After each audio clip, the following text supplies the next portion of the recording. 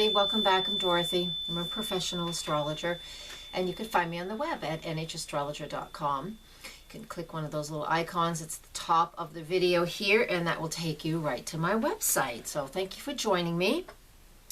Today I'm talking about the month of July. If you hadn't noticed yet, it's in the title. This is for the sign of Scorpio or those who have Scorpio rising. So I want to start right off the bat with, we have a full moon on July 1st. We start the month with a full moon and we end the month with a full moon. So this is kind of a good situation, very interesting situation. So we start July 1st, full moon in the sign of Capricorn. When we have that full moon in Capricorn, that's very logical, very practical, very down to earth.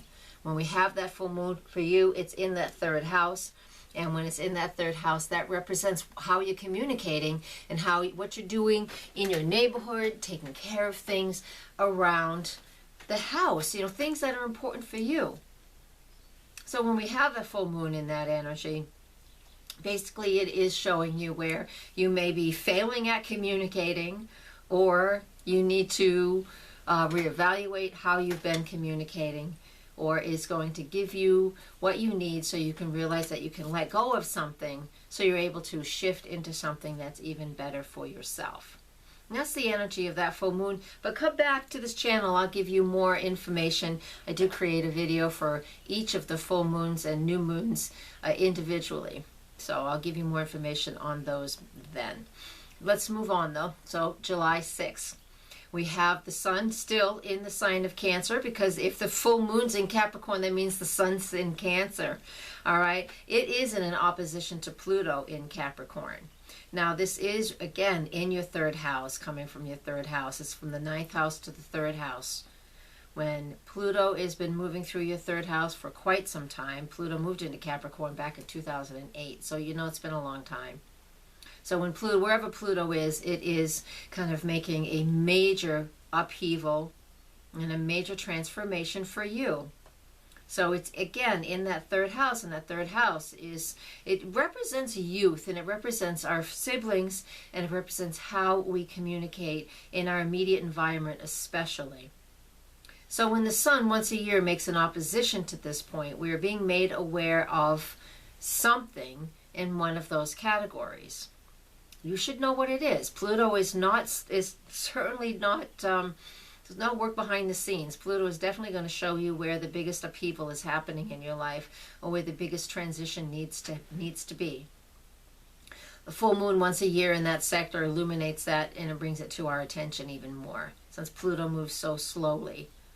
It's hard to see what Pluto's really doing unless we stop and look back even from now, back, it's 2015 now, and look back to 2008 and just see what was beginning back then for you. What shifts and changes have happened since then. It's 7 years ago. That's a lot. There's a lot of changes. This full moon will bring that up, and the sun in opposition to Pluto in that sector will bring that up as well, so you're able to see it. Doesn't mean it's a bad thing. It just means awareness is what we need, so we can know that we've learned the lesson. Lesson learned. The universe brings us lessons until we learn them. So these are opportunities to learn those lessons, and just say, hey, I get it. I get what I learned. All right. Let me move on to July 12th. Still talking about the sun, but this time the sun makes a square aspect to Uranus, because Uranus and Pluto are still in the square aspect, even though it's not exact anymore. They are still within range, within that 90-degree angle allotment, orb it's called. They're still touching each other. They're still with each other. And so the sun is triggering all of this. Whenever the sun moves through a cardinal sign, it's going to trigger this Uranus-Pluto square anyways.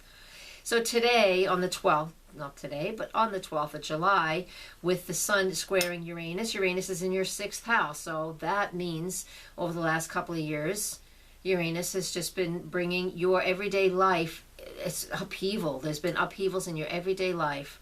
Sudden shifts and changes in your everyday life. It's hard to feel settled when Uranus is moving through that sector of our charts.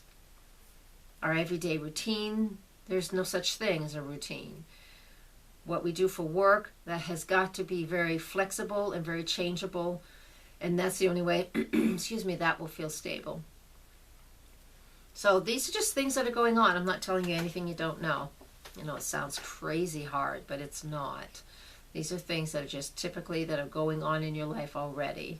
It's just I'm making you a little more aware of it. That's what I think.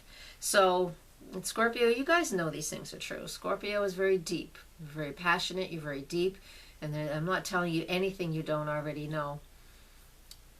But I'm going to tell you what July 15th is about. You might not know yet. The new moon in Cancer. That's in the 9th house. So when we have a new moon in the 9th house, it's an opportunity for us to reconnect with a new form of education or something new that we've really always wanted to do, something we feel we could be passionate about, but something we've always wanted to do. It helps to expand our awareness. So it's new education, it's new teachings. It could be travel and learning through travel. So this new moon in Cancer in that 9th house, set some goals around what you want to learn, or set some new goals around where you want to go travel this year. That's a great way to use it. It's a lot of activity in Cancer in that 9th house for you guys right now. The sun is in Cancer, the moon is in Cancer. Mercury is there. I'm going to talk about that next, and so is Mars. So there's a lot of activity in that area of the 9th house, which is all about expanding my awareness, expanding your awareness, especially if you have Scorpio on the ascendant. On the 18th of July, Mercury in the sign of Cancer. I know, keep looking out the window. I'm not bored, I swear. Mercury in the sign of Cancer makes a square aspect to Uranus. And again, Uranus is in that 6th house. Mercury wants you to communicate what's going on, whether you need to just write some things down just to get things off your chest, or you need to say something to somebody. Be cautious. Or you might receive a message from somebody that is so unexpected you didn't even see it coming. That's things that can happen. But typically I would recommend that we just say, if we have something that we need to say, don't keep stuffing it. At the very least, go into a meditation and invite that person to have a conversation with you in meditation, so you can get something off your chest. Because by the time Mars rolls around on the 25th of July, and it will make a square aspect to Uranus here as well. Mars square Uranus is sudden, unexpected shifts and changes. It can be volatile.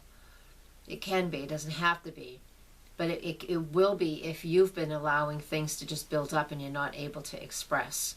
So I want you to use the Sun square Uranus and Mercury square Uranus before Mars comes and squares it. Because by the time Mars gets to it on the 25th of July, if you've been dissipating and using that energy, there's not a lot built up behind the tension that Mars square Uranus can bring.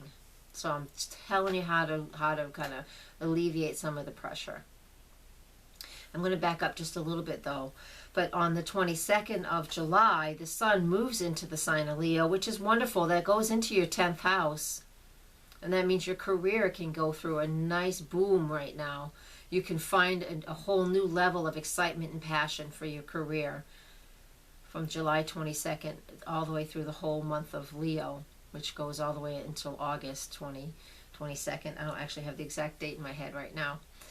It shifts every year, almost every year, somewhere around the 21st, 22nd of August. So while the sun is in that sign of Leo in that career sector, you can really reinvigorate your career, or change your career, or get kudos for something that you've been doing really well. That happens with the sun in Leo up in that sector as well. On July 25th, though, I mentioned the 25th because that's when Mars and Uranus are square, but we also on July 25th have Venus making a square, Venus is moving retrograde, excuse me, Venus retrograde in Leo, and she'll be retrograde in Leo until September 5th, and she'll remain in Leo all the way through October. When Venus is retrograde in Leo, up there in your career sector. Now, this is about reevaluating what it is that's important for you. It's about, especially if you're an entrepreneur. If you're an entrepreneur, you might be spending a lot of money on marketing and getting your name out there. That's fine. But when Venus is retrograde, we do need to be a little bit cautious about the money we spend, because Venus represents our values, and that Leo is where we take risks. So Venus and Leo, we could take a financial risk. If you want to take it, you go right ahead. Venus in Leo retrograde also will represent relationships. And lots of times when Venus is moving through the 10th house, that 10th house, besides being our career, it's the most public point of the astrology chart. And that could be we getting married. People do get married. Lots of people get married during Venus retrograde. But what happens with that is not recommended. But what happens with that is that the relationship is all about karma. Karma between the two of you. And the karma you two have agreed to work on. And so, you know, it's okay to work on relationships this way. You know, and it will last as long as it lasts. It could last 50 years. It could last one. But that just means the relationship has a lot of karma to it, whether it's from your own histories in this lifetime, or you've had relationships in past lives as well, and you're working through those things. Because that's why we're here, to learn the lessons and to work through different karma things. You know, that sounds so casual, but that's what it's about. All right, I want to finish up July 31st. But if you want more info on that, you know how to contact me. We can look at people's charts and figure that stuff out. So, July 31st, the last day of the month, we have the second full moon of the month. So it's an astrological blue moon, which just means we have two full moons in 1 month. It's just a calendar thing. It's not a major issue. It's kind of cool, but you know, basically it's just the moon, the full moon in Aquarius, sun's in Leo. The moon's in Aquarius. When the moon's in Aquarius, especially when it's full, it is very analytical, because since Aquarius is fixed air energy. The moon isn't that at all. The moon is motion, emotional water. It's water sign, typically, naturally. But when it's in Aquarius, we're more analytical. And that's down in the 4th house of home and family for you. And with the full moon in Aquarius in that area of home and family, that just shows me, and it tells me that the recommendation is that you have fun. There's some unique situation going on there. There's something shifting and changing at home. But the Aquarius energy just means that you could just be doing what you typically do. Aquarius, you already have Aquarius in that sector. Otherwise, the moon wouldn't be full down there. But there is some shift. There's something that needs to change down at home, now in home and family. So keep an eye on that. You should know what it is. You're a Scorpio. You know what's going on. All right, I'm going to leave you with that. I'm going to thank you all very much for listening. Please come to my website. Please share.